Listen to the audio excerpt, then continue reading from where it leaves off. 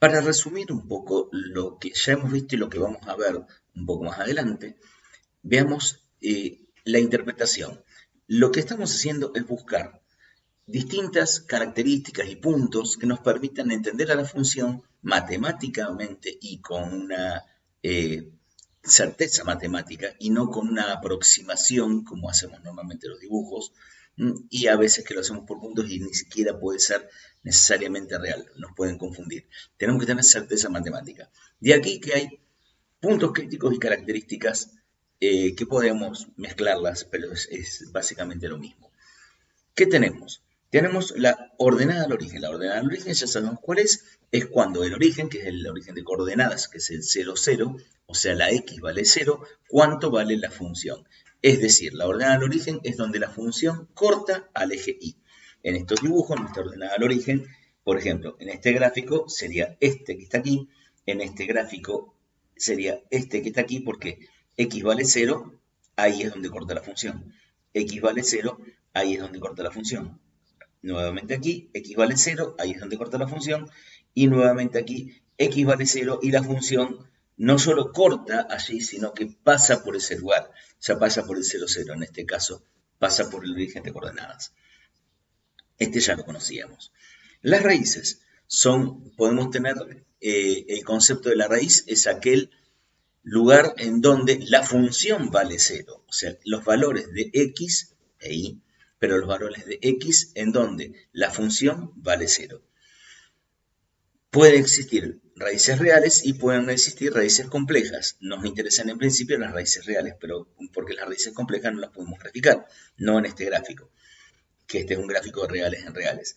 Por lo tanto, las raíces son los lugares en donde, para resumirlo gráficamente, en donde la función corta ahora al eje x, donde va a valer 0.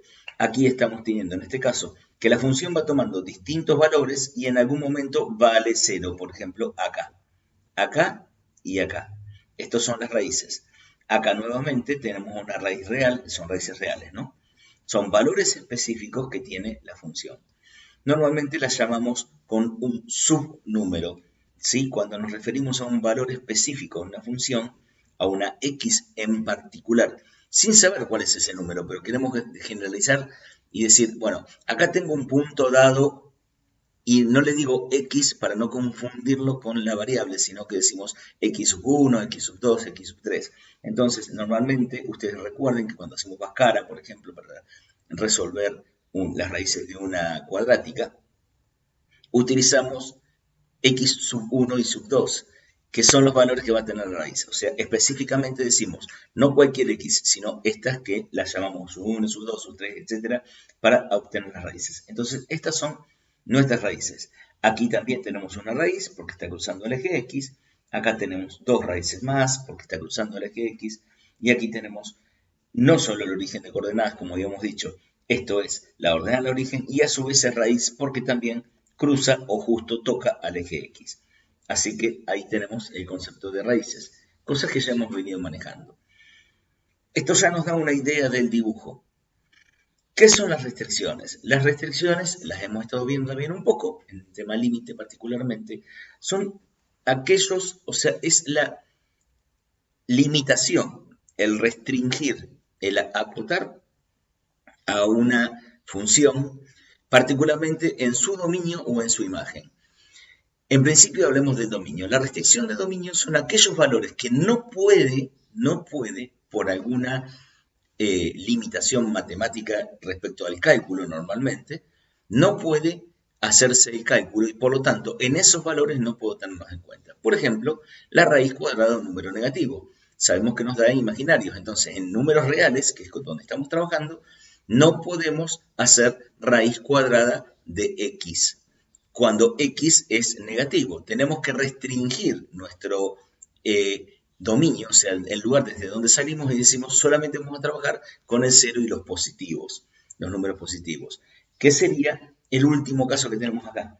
Si yo viese esta función como la raíz cuadrada de x, tengan en cuenta que la x que vamos a tener en cuenta aquí no es un número negativo, debe ser un número positivo o el cero positivo. No existe en los reales solución real para esto. De aquí que esta gráfica arranca desde el 0 y no tiene nada en el lado negativo. ¿Por qué no lo tiene? Porque no puedo, ningún valor, ¿sí? Ninguna raíz me va a dar cuadrada, me va a dar negativa, puesto que no existe un número que haya cuadrado de negativo. ¿Se comprende hasta allí? Si bien es cierto que la raíz cuadrada da un valor positivo y negativo, la que llamamos raíz cuadrada pura o raíz cuadrada real, por ejemplo, la raíz cuadrada de 4 es 2 y menos 2, porque menos 2 al cuadrado da 4 y 2 al cuadrado da 4. Pero también tenemos una característica inicial de la definición de funciones, que el resultado de una función solamente puede ser un resultado único. No puedo tener dos resultados para un mismo valor de x. Esto es una definición, ¿sí? Fíjense que si yo a esta gráfica le diera los dos resultados, positivo y negativo, de la raíz cuadrada de x, le diera el resultado positivo y negativo, me estaría dando una curva para este lado también. En donde, por ejemplo, para el 4 le corresponde el 2 y el menos 2. Pero, repetimos, sabemos que, por definición de funciones, la gráfica, si bien esto es cierto que así podría graficar la raíz cuadrada de x, no como función, puesto que me da dos valores. Entonces restringimos tanto la imagen como el dominio. La imagen, le estamos diciendo que solamente vamos a tener en cuenta los valores positivos. O sea que este pedazo de la función, este pedazo de la gráfica, no lo tenemos en cuenta. Lo borramos y decimos solamente nos interesan los valores positivos de la función. La raíz cuadrada de x sería lo que llamamos la raíz aritmética. Nos va a dar entonces, supongamos que fuera 4, solamente 2. Raíz cuadrada de 4, 2. El menos 2 lo descartamos para el concepto de funciones. Tomamos solamente una restricción de imagen. Y en restricción de dominio es porque no la puedo calcular. No puedo hacer la raíz cuadrada de menos 4. No existe ningún número que es cuadrado de menos 4. Así que solamente tomo los positivos. Esos son restricciones. Son los valores en donde no puedo evaluar básicamente a la función. ¿Se comprendió hasta acá? Hay otra restricción característica que es no son las raíces pares, o sea que lo que está adentro, el argumento de la raíz par, no puede ser negativo. Eso es una restricción. La otra restricción característica es que en una división, en el numerador puede haber un número que de 0 no importa, o negativo o positivo, pero en el denominador no puede dar 0. O sea, puedo dar signos positivos o signos negativos en el denominador de la división, pero no me puede dar 0. Esto lo vimos en la función homográfica básica como la 1 sobre x. No podía ser 1 sobre 0. O sea, el 0 es un lugar sobre el cual no puedo dividir. El valor 0 no de x, sino que el denominador de 0. Así que aquellos valores de las x que hagan que el denominador valga 0, no lo voy a poder utilizar. Lo restringo. Esos son valores restringidos. Y aquí las restricciones. Esto lo vamos a ver más fácilmente, seguro, con la práctica. Máximos y mínimos. Aquí vale la pena nombrarlos, pero no lo vamos a poder calcular hasta que nos avancemos un poquito más, que lo vamos a ver con las derivadas, que es el paso siguiente al límite. Pero sí lo podemos entender gráficamente.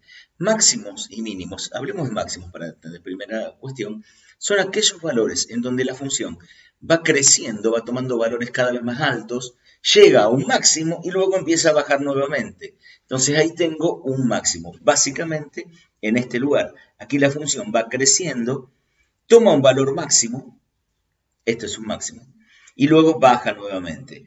Baja, baja, baja, baja, baja.